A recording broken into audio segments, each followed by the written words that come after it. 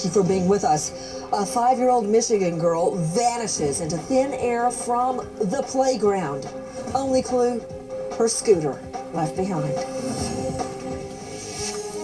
There are some new developments we want to share with you in the case of this missing 5-year-old, Nevaeh Buchanan. Police say she vanished from the parking lot of her mother's apartment complex where she was riding a scooter. Local media report her mother was on probation for a home invasion. The mother was also reportedly involved with a sex offender who's been questioned by police. Mommy was on probation for a home invasion conviction from 2006.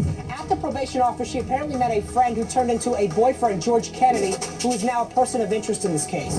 Did the boyfriend take a polygraph? Yes, and he failed as well. The boyfriend, George Kennedy, is a registered sex offender, and he was not allowed to have any contact with children at all. George Kennedy is pretty close. At one time was a boyfriend of Nevaeh's mother, but now is described as a pretty close family friend, sort of stand-in father for Nevaeh. I feel that it really doesn't matter. Not all offenders reoffend.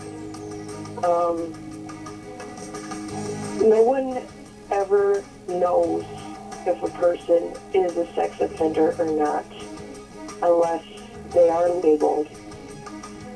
Right. Anybody could be a sex offender. I'm stunned. You just heard audio tape of Nevaeh Buchanan, the 5-year-old girl's mother, Jennifer Buchanan, on WCSX radio, not begging the public to find her daughter. Oh no, I guess this wouldn't be the appropriate time for that. She was taking to the airwaves to defend the sex offender friend of hers that she subjected her daughter to, proudly defending the fact that he was only with her about 85% of the time. Not with her 15% of the time. So 15% of the time, 85% of the time, she's got it narrowed down when a registered sex offender is around her 5-year-old girl. This little girl missing, vanishing off a local playground. Out to Rob Davidek with WWJ News Radio 950. Rob, please tell me there are developments in the search for Nevaeh. Well, Nancy, 9 days since she's been missing, the police today said that Jennifer Buchanan is cooperating in the investigation. They remain in contact with her, although part of that radio interview you heard, Buchanan said she feels like there's a lot that the cops aren't telling her in this case. And getting back to George Kennedy, who's been a person of interest in this case, you know, when asked about Kennedy, Jennifer Buchanan basically said, no comment, I want to talk about my daughter, but then she went on to say, you know, that she's just friends with Kennedy, and she confirmed that, you know, that Kennedy served as a father figure to Nevaeh. And the biggest development today is that police, again, are looking for a silver minivan that was at a playground near the apartment complex where Nevaeh Buchanan was last seen. They said, the authorities saying there's a mom and 2 small children who were in this silver minivan. They're looking for that. This is the second van now that they're looking for people in. The second one was a green minivan yesterday. They were looking for a green minivan, and they took numerous tips about green minivans, but they say so far they haven't been in contact with the person who were in those minivans. Police on the lookout for 2 minivans seen parked near that playground. The only clue left behind, the little girl's scooter she had been riding. Take a look.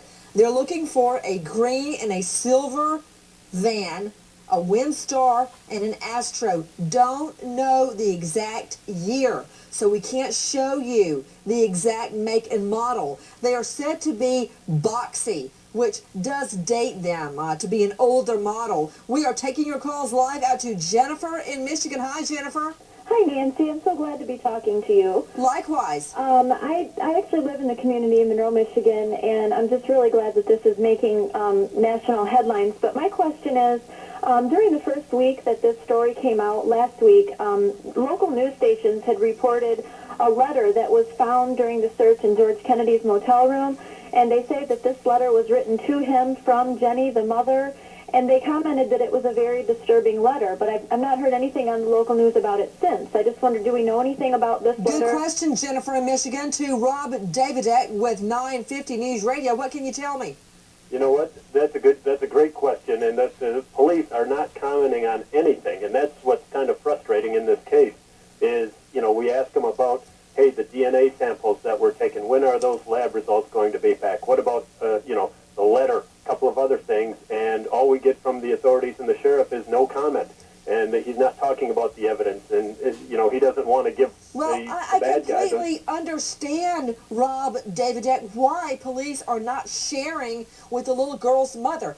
A, she did not have custody of the little girl. According to our sources, her visits were supposed to be supervised. And let me tell you something. A mother practically has to be lying on the courthouse steps in a pair of hot pants shooting up heroin before her custody will be taken away. This mother did not have custody of the little girl. Everybody, we are taking your calls live, and I want you to listen to what the mom, this little girl's mother, had to say hours ago on the airwaves. Take a listen. One of the things that you were quoted in one of the papers throughout this 8-day investigation, that you were getting irritated with anybody asking you about having known people like George and Roy, that they had been registered sex offenders, and you said that really didn't even matter at this point. Do you I feel that it really doesn't matter. Not all offenders reoffend. No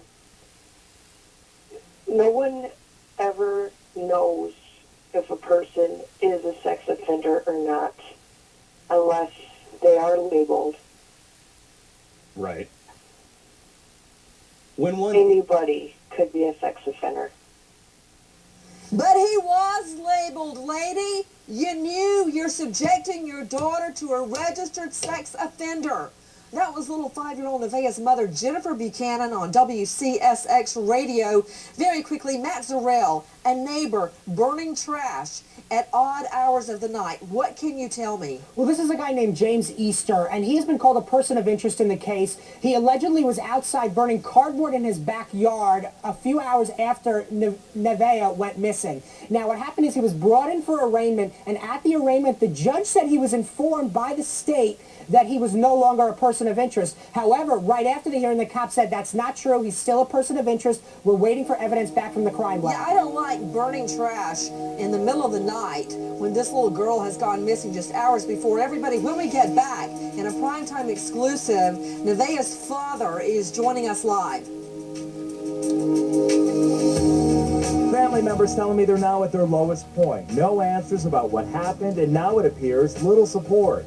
Nevaeh's mother, Jennifer, who didn't want to talk on camera, told me that she's still hopeful that someone will find her daughter, but saddened to know that fewer people are searching.